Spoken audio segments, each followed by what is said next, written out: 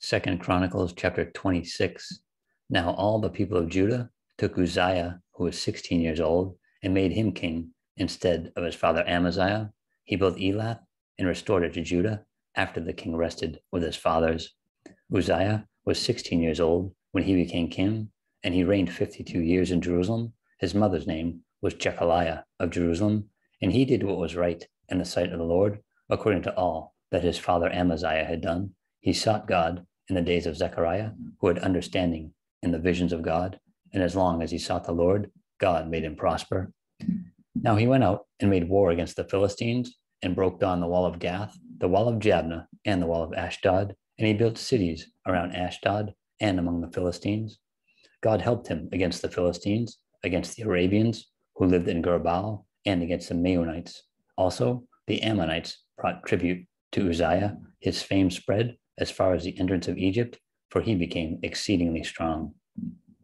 And Uzziah built towers in Jerusalem, at the corner gate, at the valley gate, and at the corner buttress of the wall. Then he fortified them. Also, he built towers in the desert. He dug many wells, for he had much livestock, both in the lowlands and in the plains. He also had farmers and vine dressers in the mountains and in Carmel, for he loved the soil.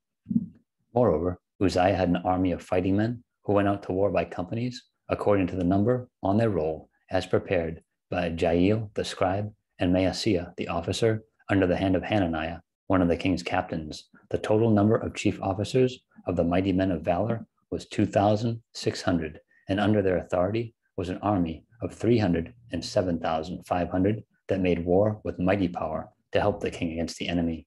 Then Uzziah prepared for them, for the entire army, shields, spears, helmets, body armor, bows, and slings to cast stones, and he made devices in Jerusalem, invented by skillful men, to be on the towers and the corners, to shoot arrows and large stones.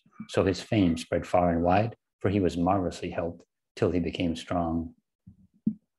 But when he was strong, his heart was lifted up to his destruction, for he transgressed against the Lord his God by entering the temple of the Lord to burn incense on the altar of incense. So Azariah the priest went in after him, and with him were 80 priests of the Lord, valiant men, and they withstood King Uzziah and said to him, "It is not for you, Uzziah, to burn incense to the Lord, but for the priests, the sons of Aaron, who are consecrated to burn incense. Get out of the sanctuary, for you have trespassed. You shall have no honor from the Lord God." Then Uzziah became furious, and he had a censer in his hand to burn incense.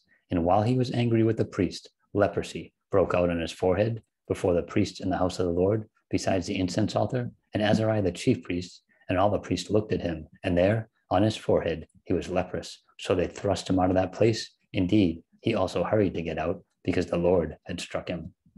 King Uzziah was a leper until the day of his death. He dwelt in an isolated house because he was a leper, for he was cut off from the house of the Lord. Then Jotham his son was over the king's house, judging the people of the land. Now the rest of the acts of Uzziah, from first to last, the prophet Isaiah, the son of Amoz, wrote. So Uzziah rested with his fathers, and they buried him with his fathers in the field of burial, which belonged to the kings, for they said, "He is a leper." Then Jotham his son reigned in his place.